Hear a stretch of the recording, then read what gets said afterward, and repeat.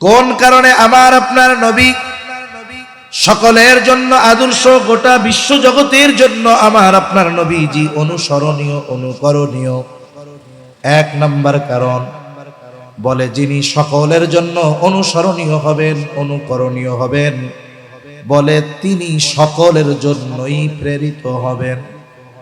উনি নির্দিষ্ট কোনো জাতি, গোষ্ঠী, এলাকার জন্য প্রেরিত হবেন না।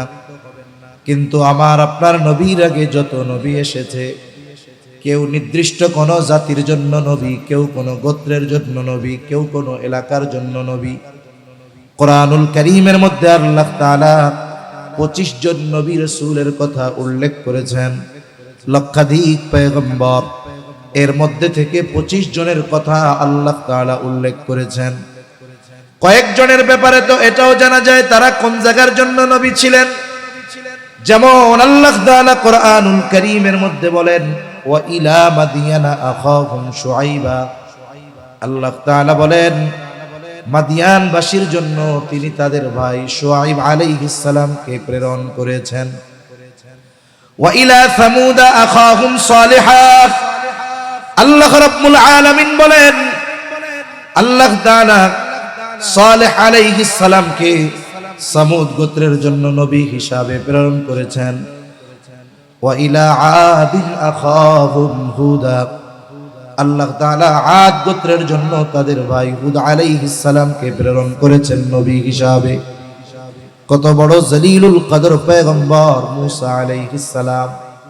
পবিত্র কোরআনুল কারীমের মধ্যে সবচাইতে বেশি ওনার কথা আসছে, 162 বার সম্ভবত ওনার নাম কোরআনুল কারীমের মধ্যে। কত বড় জলিলুল কদর নবী, সরাসরি তিনি তুর পর্বতে আল্লাহ তাআলার সাথে কথা বলতেন। আল্লাহ তাআলা বলেন ওয়া কাল্লামাল্লাহু মূসা তাকলিমা। আল্লাহ রাব্বুল আলামিনের সাথে সরাসরি কথা বলতেন মুসা আলাইহিস সালাতু ওয়াস সালাম। উনি বনি ইসরাইলদের জন্য নবী, শুধু তাই না, এরা দাবি করে তিনি শুধু আমাদের নবী, আর কারো নয়। মুসা আলাইহিস সালামের পরে ঈসা আলাইহিস সালাম, কত বড় জলিলুল কদর পয়গম্বর। আল্লাহ তাআলা তার উপরে কিতাবও নাজিল করেছেন, ইনজিল। শুধু তাই না, আল্লাহ তাআলার কুদরতের বহির প্রকাশ হয়েছে মুসা আলাইহিস সালামের দ্বারা। আল্লাহ তাআলা এই দুনিয়াতে তাকে পিতাবিহীন সৃষ্টি করেছেন। শুধু তাই না, হযরত ঈসা আলাইহিস সালাতু ওয়াস সালাম দুগ্ধপোষ্য শিশু, দোলনার শিশু, তিনি মানুষের সাথে কথা পর্যন্ত বলেছে। দুধের শিশু মানুষের সাথে কথা বলেছে। কত বড় পয়গম্বর ইব্রাহিম আলাইহিস সালাম। আল্লাহ তাআলা বলেন মিল্লাতা আবিকুম ইব্রাহিম হুয়া সাম্মাকুমুল মুসলিমিন। বলে তিনি মুসলমানদের পিতা, শুধু তাই না, তিনি আমাদের নাম রেখেছেন মুসলমান। ইব্রাহিম আলাইহিস সালাম খলিলুল্লাহ, তিনি সকল মুসলমানের পিতা ঠিক, কিন্তু সকল মুসলমানের নবী নয়। আদম আলাইহিস সালাতু ওয়াস সালাম সকল মানবের পিতা, কিন্তু সকল মানবের নবী নয়। তার মানে আমার আপনার নবীর আগে যত নবী দুনিয়ায় এসেছে, কেউ ভাষা ভিত্তিক নবী, কেউ গোত্র ভিত্তিক নবী, কেউ এলাকা ভিত্তিক নবী, কিন্তু আমার আপনার নবী কেমন নবী? আল্লাহ তাআলা বলেন, হাবিব আপনি বলে দেন, কুল ইয়া আইয়ুহান নাসু ইন্নী রাসূলুল্লাহি ইলাইকুম জামিআ। আল্লাহ রাব্বুল আলামিন বলেন, আপনি বলেন, হে মানব সম্প্রদায়, ইন্নী রাসূলুল্লাহি ইলাইকুম জামিআ। এখানে দেখুন ইয়া আইয়ুহান নাস। আল্লাহ তাআলা বলেন, আপনি বলেন, হে মানব সম্প্রদায়। এখানে আলাদাভাবে বলা হয় নাই হে আরবের বাসিন্দারা, হে অনারবের বাসিন্দারা, ও ইমানদারেরা, ও মক্কাবাসীরা। আল্লাহ তাআলা এখানে নির্দিষ্ট কোনো জাতি গোষ্ঠীকে উদ্দেশ্য করে বলতে বলেন নাই, বরং আমার আপনার নবীজির নবুয়তির পর যত মানুষ এই পৃথিবীতে আছে, হোক সে মুসলিম হোক সে অমুসলিম, সকলের জন্য নবী হলেন আমার আপনার নবী। এখানে সবাইকে উদ্দেশ্য করে আল্লাহ তাআলা বলতে বলেছেন, হে মানব সম্প্রদায়, আমি তোমাদের প্রতি আল্লাহর পক্ষ থেকে প্রেরিত, তোমাদের সকলের জন্য আল্লাহ তাআলা আমাকে রাসূল হিসাবে প্রেরণ করেছেন।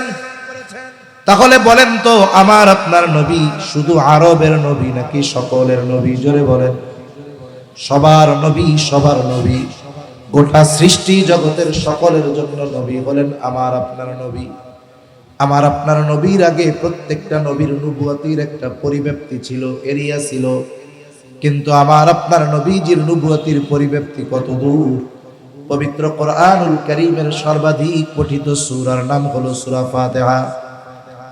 সূরা ফাতিহার শুরুতেই আমরা পড়ি আলহামদুলিল্লাহি রাব্বিল আলামিন।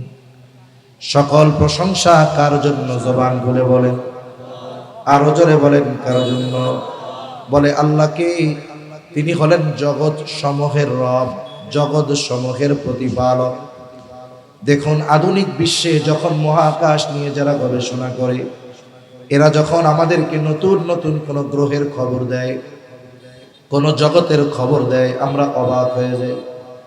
গোটা পৃথিবীর প্রিন্ট মিডিয়াগুলো, ইলেকট্রনিক্স মিডিয়াগুলো ব্যাপক আকারে প্রচার করে যে নতুন আরেকটা জগৎ আবিষ্কার করেছে নাসা।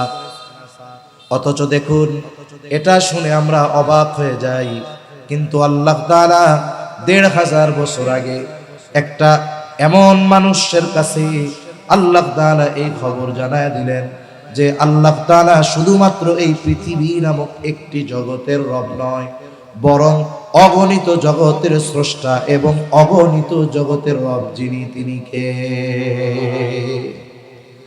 এর দ্বারা আমরা একটা বিষয় আগের থেকেই বুঝতে পেরেছি যে জগৎ শুধু পৃথিবী নামক একটা জগৎ নয়, আরো বহু জগৎ যিনি সৃষ্টি করেছেন তিনি কে?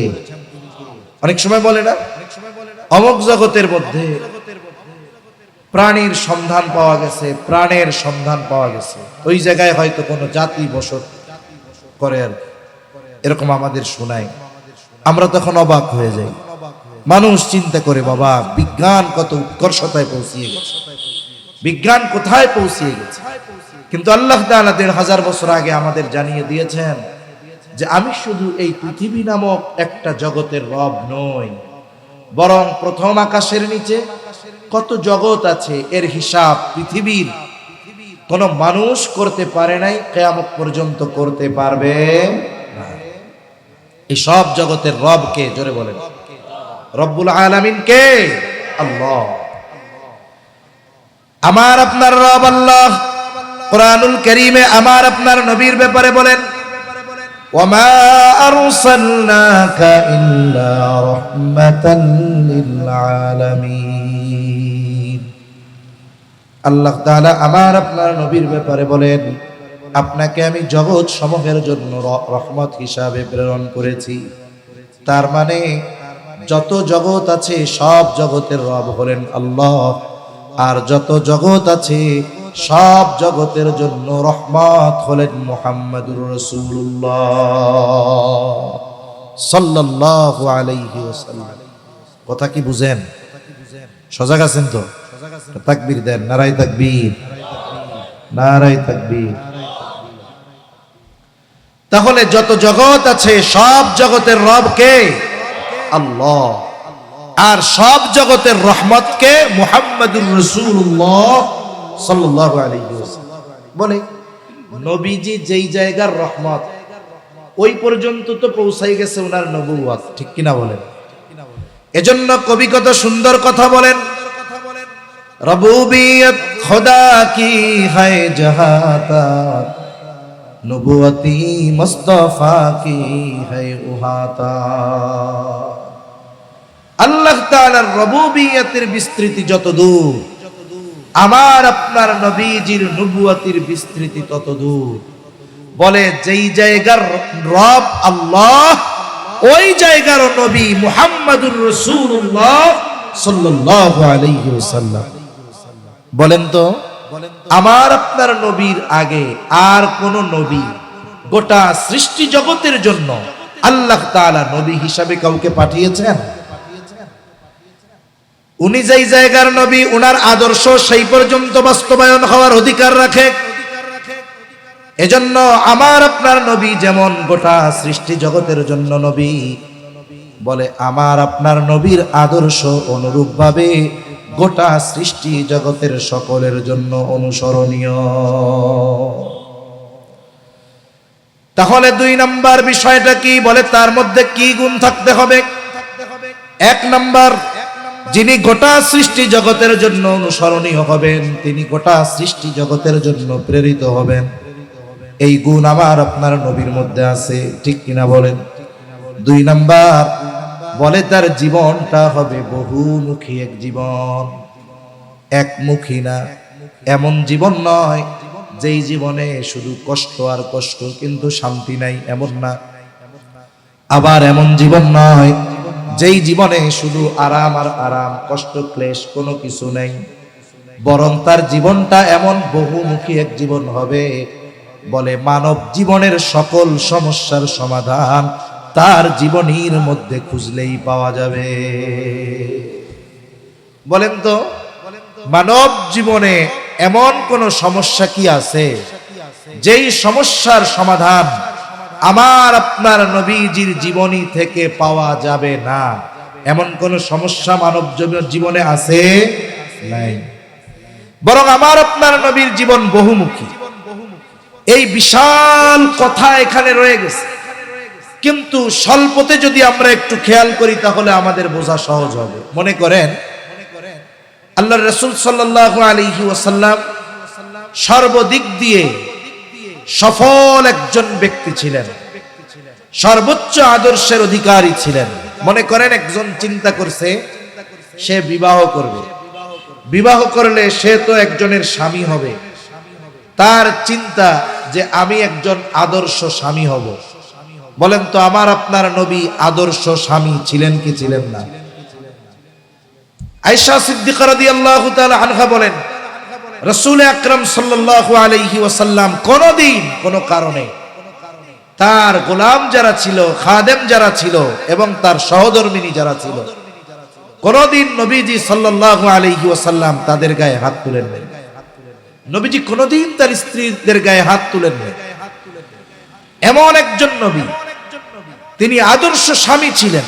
এখন একজন চিন্তা করতেছে আমিও আদর্শ স্বামী হতে চাই, কিন্তু তার চিন্তা হলো আমি আদর্শ স্বামী হওয়ার গুণ মুহাম্মাদুর রাসূলুল্লাহ সাল্লাল্লাহু আলাইহি ওয়াসাল্লাম থেকে না নিয়ে ঈসা আলাইহিস সালাম থেকে আমি এই গুণটা গ্রহণ করব।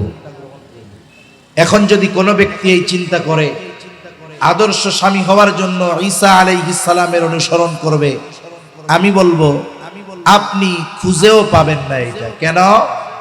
বলে আল্লাহ তাআলা ঈসা আলাইহিস সালামকে জমিন থেকে আসমানে উঠিয়ে নিয়ে যাওয়ার আগ পর্যন্ত যতদিন উনি দুনিয়ায় ছিলেন উনি বিবাহই করেন।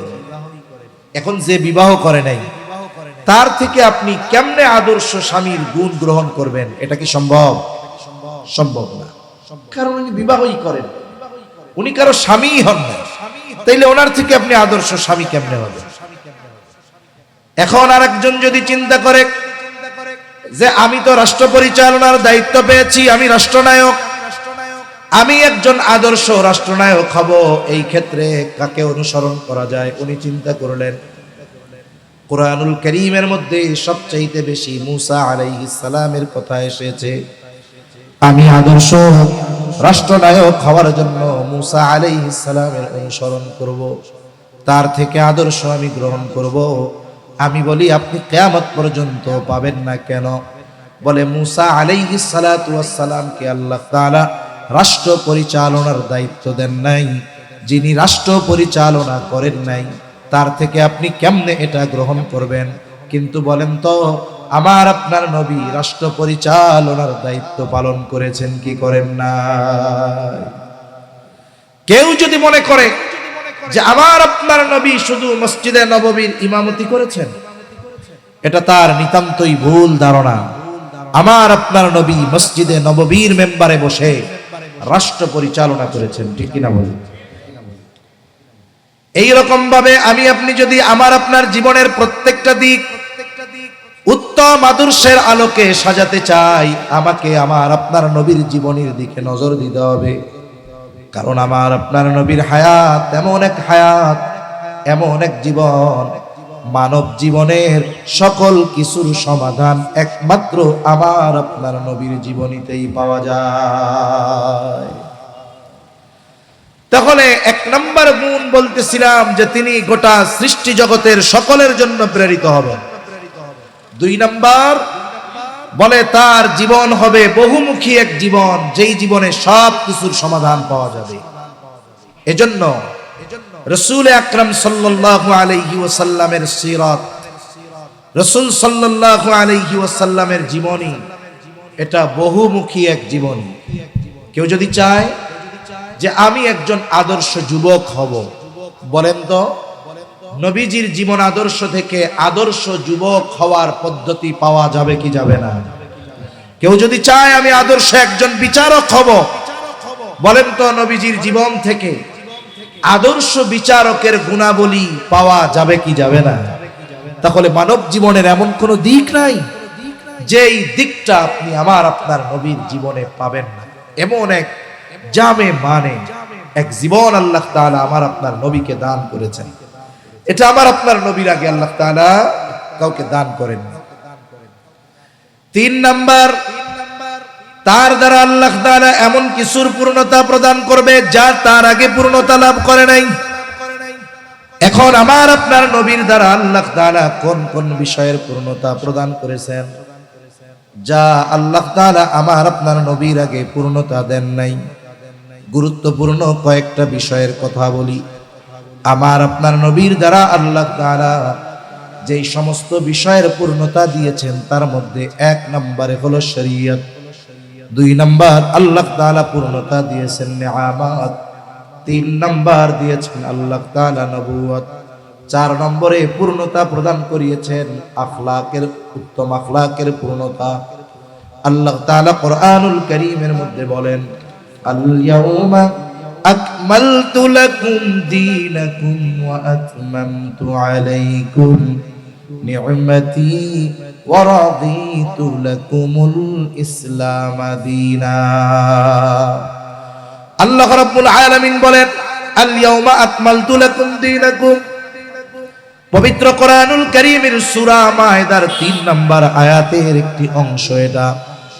এই আয়াতের ব্যাপারে তাফসীরে মাআরিফুল কোরআনের মধ্যে এসেছে, একদিন একজন ইহুদি আমার আপনার নবীর কাছে এসে আমার আপনার খলিফাতুল মুসলিমিন হযরত ওমর রাদিয়াল্লাহু তাআলা আনহুর কাছে এসে বলে, খলিফাতুল মুসলিমিন, আপনাদের কোরআনে আল্লাহ তাআলা এমন একটা আয়াত নাজিল করেছেন, বলে ওই আয়াতটা যদি তাওরাতে নাজিল হতো, যেই দিন নাজিল হতো ওই দিনটাকে আমরা ঈদের দিন বানায় নিতাম।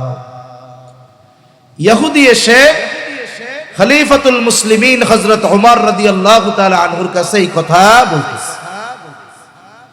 হযরত ওমর রাদিয়াল্লাহু তাআলা আনহু বলেন, কোন আয়াত? যেটা তাওরাতে নাজিল হলে ওই দিনটাকে তোমরা ঈদের দিন বানায় নিতা। বলে এটা হলো এই আয়াত, আল ইয়াউমা আকমালতু লাকুম দীনাকুম ওয়া আতমামতু আলাইকুম নি'মাতি ওয়া রাদিতু লাকুমুল ইসলাম দীনা। হযরত ওমর রাদিয়াল্লাহু তাআলা আনহু বলেন, আল্লাহর কসম, এই আয়াত কোন দিন কোথায় কার উপরে নাজিল হয়েছে আমি জানি। বলে এই আয়াত আরাফার দিন, আরাফার ময়দানে আমার আপনার নবীর উপরে জুমার দিন এই আয়াত নাজিল হয়েছে। এমন গুরুত্বপূর্ণ একটা আয়াত, তার মানে দিন পূর্ণতার ঘোষণা আল্লাহ তাআলা আমার আপনার নবীর মাধ্যমেই করেছেন। আল্লাহ তাআলা বলেন, আজকের এই দিন আমি তোমাদের জন্য কি পূর্ণ করলাম? বলে এক নাম্বার, আকমালতু লাকুম দীনাকুম, আমি তোমাদের জন্য তোমাদের দিন পরিপূর্ণ করলাম। দিন শব্দের অর্থ হলো জীবন ব্যবস্থা, তার মানে আমার গোটা হায়াত কিভাবে পরিচালিত করতে হবে, একেবারে জন্ম থেকে নিয়ে মৃত্যু পর্যন্ত কিভাবে এই গোটা হায়াত পরিচালিত হবে, বলেন তো এই ব্যাপারে পূর্ণতা আল্লাহ তাআলা দিয়েছেন কি দেন না? দিন শব্দের অর্থ হলো জীবন ব্যবস্থা। তার মানে তার ব্যক্তিগত জীবন, পারিবারিক জীবন, সামাজিক জীবন, রাজনৈতিক জীবন কিভাবে পরিচালিত করবে এর পরিপূর্ণ দিক নির্দেশনা ইসলামের মধ্যে আছে না নাই? এজন্য যারা বলে ইসলামে এইটা নাই সেইটা নাই, এই মানুষগুলো আসলে ইসলাম সম্পর্কে তাদের ধারণা না থাকার কারণে তারা এই কথা বলে, ঠিক কিনা বলে? এই পৃথিবীতে যত ধরনের অনাচার অবিচার আছে, যত ধরনের সমস্যা আছে, মনে রাখবেন হাজারো তন্ত্র মন্ত্র প্রতিষ্ঠিত হবে, আল্লাহর কসম যতদিন পর্যন্ত না আমরা কোরআন এবং সুন্নাহর আলোকে ব্যক্তিগত জীবন থেকে নিয়ে রাষ্ট্রীয় জীবন পর্যন্ত কোরআন এবং সুন্নাহকে প্রতিষ্ঠিত না করতে পারবো, আল্লাহর কসম ততদিন পর্যন্ত পরিপূর্ণ শান্তি এ পৃথিবীতে আসবে না। মানব রচিত যত নীতিমালা আছে, তন্ত্রমন্ত্র আছে, এগুলো সাময়িক সময়ের জন্য হয়তো আমাদেরকে দেখাবে কল্যাণকর, কিন্তু এগুলো দীর্ঘস্থায়ী চিরস্থায়ী শান্তির কোনো ব্যবস্থা করতে পারবে না যতক্ষণ না আমরা আমাদের গোটা হায়াতকে কোরআন সুন্নাহর আলোকে সুসজ্জিত করব, ঠিক কিনা বলে? তাহলে আল্লাহ তাআলা আমার আপনার নবীর মাধ্যমে এক নম্বরে পূর্ণতা দিয়েছেন দ্বীনের মধ্যে, আল ইয়াউমা আকমালতু লাকুম দীনাকুম। এরপরে আল্লাহ তাআলা বলেন ওয়া আতমামতু আলাইকুম নি'মাতি। দ্বীন পূর্ণতার প্রদানের পাশাপাশি আল্লাহ তাআলা বলেন আমি আজ তোমাদের জন্য আমার নিয়ামত সমূহ পূর্ণতা প্রদান করলাম। এখানে দুইটা শব্দ পাশাপাশি, একটা হলো দ্বীন আর একটা হলো নিয়ামত। কেন? এটার বিষয়টা হলো এইরকম, বলে যারাই পরিপূর্ণ দ্বীন মেনে চলবে ওই মানুষগুলোই পরিপূর্ণ নিয়ামত ভক্ষণ করতে পারবে। যেখানে দ্বীন যতটুক ওখানে নিয়ামত আসবে ততটুক, যেখানে দ্বীন পরিপূর্ণ ওখানে নিয়ামত পরিপূর্ণ, ঠিক কিনা বলেন? যেখানে দ্বীন পরিপূর্ণ মানবে মানুষ ওই জায়গায় আল্লাহ তাআলা নিয়ামতকেও পরিপূর্ণ প্রদান করবে। এজন্য আল্লাহ তাআলা বলেন ওয়ালাউ আন্না আহলাল কুরা আমানু ওয়াত্তাকাউ লাফাতাহনা আলাইহিম বারাকাতিম মিনাস সামাই ওয়াল আরদ। আল্লাহ রাব্বুল আলামিন বলেন লাউ আন্না আহলাল কুরা আমানু ওয়াত্তাকাউ, যদি ওই জনপদের বাসিন্দারা ঈমান আনে আর মুত্তাকি হয়ে যায় কি হবে? বলে লাফাতাহনা আলাইহিম বারাকাতিম মিনাস সামাই ওয়াল আরদ। আল্লাহ তাআলা বলেন আমি তাহলে অবশ্যই তাদের জন্য আসমান এবং জমিনের বরকতের দরজা সমূহ খুলে দিব। তারা যেহেতু দ্বীন মেনে চলার চেষ্টা করতেছে, এজন্যই আল্লাহ তাআলা তাদের জন্য আসমান জমিনের বরকতের দরজা সমূহ খুলে দিয়েছে। তা না হলে রিক্ত হস্তে এই আধুনিক বিশ্বে 2 বছর রাষ্ট্র পরিচালনা করা অসম্ভব ছিল, বরং সময়ের সাথে সাথে সব দিক দিয়ে তাদের উন্নতি অগ্রগতি আমরা দেখতে পাচ্ছি, ঠিক কিনা বলেন? এই পৃথিবীর মুসলমান যারা, তাদের যদি ন্যূনতম বোধ জ্ঞান আকল থাকতো, এই দৃশ্য দেখে তারা শিক্ষা নিত যেখানে আমেরিকা সহ পৃথিবীর সর্বাধুনিক সমরাস্ত্রে সুসজ্জিত সেনাবাহিনী প্রায় 2 যুগ ধরে হামলা চালিয়েও এই পৃথিবী থেকে তাদেরকে নিশ্চিহ্ন করতে পারে নাই, বরং 2-3 বছরের মাথায় একদল ইমামদার রাষ্ট্র পরিচালনার দায়িত্ব নেওয়ার কারণে এই পৃথিবীর মধ্যে উন্নতি অগ্রগতি সব দিক দিয়ে তারা মাথা উঁচু করে দাঁড়িয়ে যাচ্ছে। এই খেয়াল যদি গোটা পৃথিবীর মুসলমানেরা কমপক্ষে করত, আমাদের কিছু বলা লাগতো না, ওই সাধারণ মানুষগুলোই ইসলাম প্রতিষ্ঠার জন্য সবচেয়ে বড় ভূমিকা রাখত, ঠিক কিনা বলেন? কিন্তু আফসোস এই অনুধাবন এই চিন্তা আমাদের মধ্যে আসুক, এটা ইসলাম বিদ্বেষীরা চায় না। আমি শুধু কাফেরদের কথা বলবো না, মনে রাখবেন এই সমাজে অনেক মানুষ আছে সে লা ইলাহা ইল্লাল্লাহ বলে, মসজিদে নামাজ পড়ে, রোজা রাখে, তাহাজ্জুদ পড়ে, কিন্তু চায় না যে ইসলাম রাষ্ট্রীয়ভাবে প্রতিষ্ঠা হোক। এরকম মানুষ সমাজে আছে না নাই? অভাব নাই এই ধরনের মানুষ। তাহলে আল্লাহ তাআলা আমার আপনার নবীর মাধ্যমে শরীয়তের পূর্ণতা প্রদান করেছেন, নিয়ামতের পূর্ণতা প্রদান করেছেন। 3 নাম্বার, আল্লাহ তাআলা আমার আপনার নবীর দ্বারা নবুয়তের পূর্ণতা প্রদান করেছেন। আল্লাহ তাআলা বলেন, মা কানা মুহাম্মাদুন আবা আহাদিন মির রিজালিকুম ওয়ালাকিন রাসূলুল্লাহি ওয়া খাতামান নবিয়্যিন। আল্লাহ তাআলা বলেন, মুহাম্মদ সাল্লাল্লাহু আলাইহি ওয়াসাল্লাম কোন পুরুষের পিতা নন, ওয়ালাকিন রাসূলুল্লাহ, তিনি হলেন আল্লাহর রাসূল, ওয়া খাতামান নবিয়্যিন, তিনি হলেন শেষ নবী। আমার আপনার নবী শেষ নবী, এই ঘোষণা কার? জোরে বলেন। আমার আপনার নবীও বলেন, আনা খাতামুন নবিয়্যিন লা নাবিয়্যা বাদি, আমি শেষ নবী, আমার পরে আর কোনো নবী নাই, আমি শেষ নবী। এখন আমাদের দেশে এক দল আছে, গোটা পৃথিবীতে ছড়িয়ে ছিটিয়ে আছে, তারা বলতে চায় আমার আপনার নবীর পরেও নাকি নবী আছে। মনে রাখতে হবে, মুসলমানদের মধ্যে অনেক ইখতিলাফ আছে, মতানৈক্য আছে, কিন্তু আমার আপনার নবী যে শেষ নবী, এই ব্যাপারে ইমানদারদের মধ্যে কোনো মতানৈক্য নাই।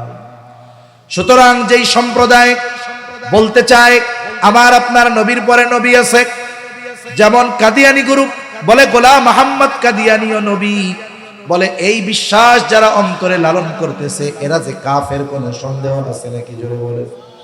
কাদিয়ানীরা এই বিশ্বাস অন্তরে লালন করে, গোলাম মুহাম্মদ কাদিয়ানীয় নবী। কথা হলো, একটা মানুষের বেঈমান হওয়ার জন্য গোটা কোরআন অস্বীকার করা লাগবে না, একটা পৃষ্ঠা অস্বীকার করা লাগবে না, একটা রুকু অস্বীকার করা লাগবে না, একটা আয়াত অস্বীকার করা লাগবে না। একটা মানুষের কাফের হওয়ার জন্য কোরআনের একটা নুকতা অবিশ্বাস করাটাই যথেষ্ট। তাহলে যেখানে আল্লাহ তাআলা আমার আপনার নবীকে শেষ নবী বলে ঘোষণা করলেন, ওই জায়গায় কাদিয়ানীরা গোলাম মুহাম্মদ কাদিয়ানীকে নবী বলে প্রতিষ্ঠিত করতে চায়, এর মানে কোরআনের আয়াত সরাসরি তারা অস্বীকার করে, ঠিক কিনা বলেন? এখন যে এরা কাফের, এ ব্যাপারে কোনো সন্দেহ নাই। সরকারের কাছে আমরা দাবি এই জন্য জানাই যে কাদিয়ানীদের কাফের ঘোষণা করতে হবে। বলে কেন? ঘোষণা করলেও কাফের, না করলেও কাফের। তবে ঘোষণা করার প্রয়োজন কেন?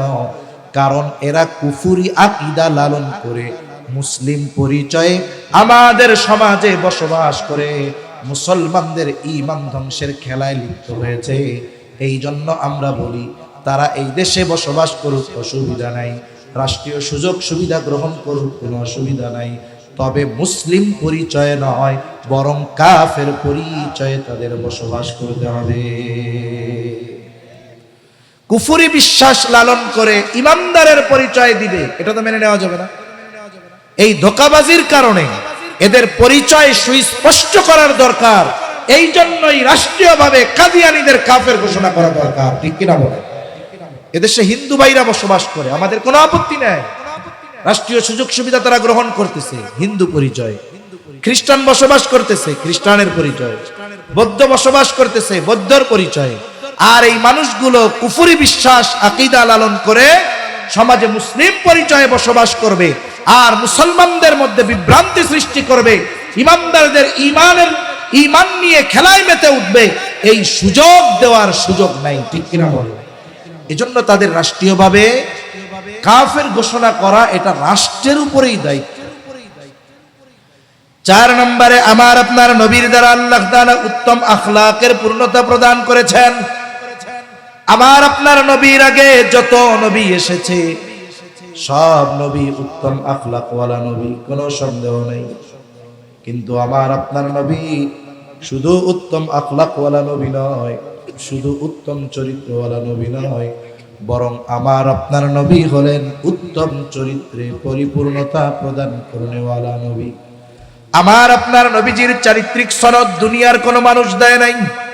এখন তো আমাদের সমাজে এমন হয়, আমার আপনার এলাকার সবচাইতে বড় বুজুর্গ ব্যক্তির চারিত্রিক সত্যায়ন পত্র আনার জন্য যাইতে হয় ওই এলাকার সবচাইতে দুশ্চরিত্রওয়ালা মানুষের কাছে, ঠিক কিনা বলে? সমাজের সবচাইতে খারাপ মানুষ সবচাইতে ভালো মানুষের চারিত্রিক সত্যায়ন করে, যে লোকটা খুব ভালো। কিন্তু আমার আপনার নবীর চারিত্রিক সত্যায়ন যিনি করেছেন তিনি কে? আরো জোরে কে? আল্লাহ তাআলা বলেন, ওয়া ইন্নাকা লাআলা খুলুকিন আযীম। আল্লাহ তাআলা বলেন আপনি মহান চরিত্রে অধিষ্ঠিত। আর আমার আপনার নবীজিও বলেন, ইন্নামা বুইসতু লিউতাম্মিমা মাকারিমাল আখলাক। নবীজি বলেন আমাকে উত্তম চরিত্রে পরিপূর্ণতা প্রদানার্থে প্রেরণ করা হয়েছে। তার মানে আমার আপনার নবীর আগে সব নবী উত্তম চরিত্রওয়ালা নবী, আর আমার আপনার নবী হলেন উত্তম চরিত্রে পরিপূর্ণতা দান করনেওয়ালা নবী। তাহলে বলতেছিলাম, যিনি গোটা সৃষ্টি জগতের জন্য আদর্শ হবেন, এক নম্বর তিনি গোটা সৃষ্টি জগতের জন্য প্রেরিত হবেন। এই গুণ একমাত্র আমার আপনার নবীর মধ্যে আছে। বলে তার জীবনটা হবে বহুমুখী জীবন, যেই জীবনে মানব জীবনের সকল সমস্যার সমাধান খুঁজে পাওয়া যাবে। বলে আমার আপনার নবী জীবনী হলো এমন এক জীবনী, বলে মানব জীবনের প্রত্যেকটা দিক আমার আপনার নবীর জীবনে পাওয়া যায়। 3 নাম্বার, তার দ্বারা অনেক কিছুর পূর্ণতা লাভ করবে যা আগে লাভ করে নাই। বলে আমার আপনার নবীর দ্বারা আল্লাহ তাআলা শরীয়ত পূর্ণতা প্রদান করেছেন, নিয়ামতের পূর্ণতার ঘোষণা দিয়েছেন, নবুয়ত পূর্ণতার ঘোষণা দিয়েছেন। সাথে সাথে আমার আপনার নবীর দ্বারা আল্লাহ তাআলা উত্তম আখলাকের পূর্ণতার ঘোষণা দিয়েছে। 4 নাম্বার সবচাইতে গুরুত্বপূর্ণ বিষয়টা হলো তিনি গোটা সৃষ্টি জগতের জন্য অনুসরণীয় হতে পারবেন। বলে তার উপরে আল্লাহ তাআলার পক্ষ থেকে প্রেরিত যেই ওহীর বিধান, এটা তার উম্মতের কাছে নির্ভুলভাবে সংরক্ষিত থাকতে হবে। এখন বলেন তো, এই পৃথিবীতে 104 খানা কিতাব আল্লাহ নাজিল করেছেন, এর মধ্যে বড় বড় 4 খানা কিতাব জবুর, তাওরাত, ইনজিল। বলেন তো এই পৃথিবীর কোথাও দাউদ আলাইহিস সালামের যেই জাবুর, ওই জাবুরের একটা নির্ভুল কপি খুঁজে পাওয়া যাবে নাকি? কথা বুঝছেন? মুখ দিয়া কোন যাবে? সারা পৃথিবীর কোথাও ইহুদি ধর্মের অনুসারীরা আছে, ইহুদিরা আছে মুসা আলাইহিস সালামের অনুসরণকারী দাবি করে। এদের কাছে গিয়া বলেন, যেই তাওরাত আল্লাহ তাআলা তুর পর্বতে মুসা আলাইহিস সালামকে দিয়েছিল, নির্ভুল এক কপি তাওরাত আমাদের দাও। দেখাতে পারবে না? নাই। হযরত ঈসা আলাইহিস সালামের উপর আল্লাহ ইনজিল নাজিল করেছেন। বলে যদি খ্রিস্টানদের বলেন, তোমরা তো বিপুল সংখ্যক মানুষ খ্রিস্ট ধর্মের অনুসারী, তাহলে তোমাদের নবী ঈসা আলাইহিস সালামের কাছে প্রেরিত বিধান কিতাব ইনজিল একটা কপি আমাদের দাও নির্ভুল। বলে দেখাতে পারবে না। বরং ঈসা আলাইহিস সালাম দুনিয়া থেকে উঠায়া আল্লাহ তাআলা নিয়ে যাওয়ার পর 50 বছরও পার হওয়া লাগে নাই, তারা নিজেদের মন মতো ইনজিলকে বিকৃত করে ফেলেছে। এই জন্য এই পৃথিবীতে ইনজিল নামে যেই কিতাব পাওয়া যায়, বাইবেল নামে যেই কিতাব পাওয়া যায়, বলে এর একটাও নির্ভুল নয়, বরং সঠিক কথার একটাও মনে হয় এর মধ্যে নাই। সব বিকৃত করে ফেলেছে, খুঁজেও পাওয়া যাবে না। কিন্তু 1500 বছর আগে কোরআনুল কারীম আল্লাহ নাজিল করেছেন। 1500 বছর পার হয়ে গেছে, কোরআনের একটা শব্দ বহুদূর, একটা নুক্তাও পরিবর্তন হয় নাই। ঠিক কিনা বলেন? আমাদের কাছে, আমাদের নবীর কাছে প্রেরিত ওহীর বিধান কোরআন সুস্পষ্ট ভাবে সংরক্ষিত আছে। শুধু তাই নয়, সারা পৃথিবী খুঁজে বাইবেলের হাফেজ পাওয়া যাবে না, তাওরাতের হাফেজ পাওয়া যাবে না, ইনজিলের হাফেজ পাওয়া যাবে না। কিন্তু যদি গোটা পৃথিবী থেকে কোরআনের কপিগুলো পুড়িয়েও ফেলে দেওয়া হয়, 1 দিন 2 দিনও লাগবে না। আমাদের কোটি কোটি হাফেজে কোরআন যাদের অন্তরটা লৌহে মাহফুজে পরিণত হয়ে গেছে, ওখান থেকে নির্ভুলভাবে আবার আমাদের কোরআনকে আমরা লিপিবদ্ধ করতে পারবো। তাহলে আমাদের নবীর কাছে প্রেরিত ওহীর বিধান আমাদের কাছে নির্ভুলভাবে সংরক্ষিত আছে। শুধু তাই না, বলে ওই নবীর গোটা জীবন আদর্শ তাদের কাছে সংরক্ষিত থাকতে হবে। আপনি কোথাও খুঁজে ঈসা আলাইহিস সালামের নির্ভুল জীবনী পাবেন না, মুসা আলাইহিস সালামের নির্ভুল জীবনী পাবেন না। কিন্তু আমার আপনার নবীর সিরাত, জীবন আদর্শ একটা দুইটা নয়, শত শত সিরাতবিদদের লেখা নবীর জীবনী আছে না নাই? সিরাতের অভাব নাই, নির্ভুলভাবে আমাদের কাছে আছে। আমরা আমাদের নবীকে কতটুকু জানি? শামায়েলে তিরমিজি খুললে পড়লে একটা মানুষ জানতে পারবে নবী কেমন ছিলেন, নবীর চলা কেমন ছিল, কেমনে হাঁটতেন নবী, কেমনে খাইতেন নবী, কেমন ছিল নবীর চেহারা, কেমন ছিল ভুরু, কেমন ছিল চুল, কেমন ছিল দেহ। এক কথায় আমার আপনার নবীর গোটা জীবনের সব কিছু আমাদের জানা আছে না নাই?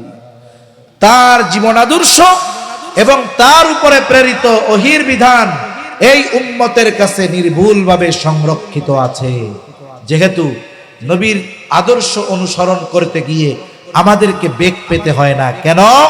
বলে আমার নবীর অনুসরণ করার জন্য যা দরকার, নবীর সিরাত, এটা আমাদের সামনে হাজির। ঠিক কিনা বলেন? এজন্যই তো আমার আপনার নবী হলেন আল্লাহ তাআলার পক্ষ থেকে এই ঘোষণা আমার আপনার নবীর ব্যাপারে, লাকাদ কানা লাকুম ফি রাসূলিল্লাহি উসওয়াতুন হাসানা। এজন্য আল্লাহ তাআলা বলেন যে তোমাদের জন্য রাসূলের জীবন আদর্শের মধ্যেই রয়েছে উত্তম আদর্শ। আমরা যদি রাসূলের জীবন আদর্শকে নিজেদের জীবনের সাথে ধারণ করি, তাহলে আমরা দুনিয়া আখিরাত উভয় জাহানে সফল হয়ে যাব ইনশাআল্লাহ।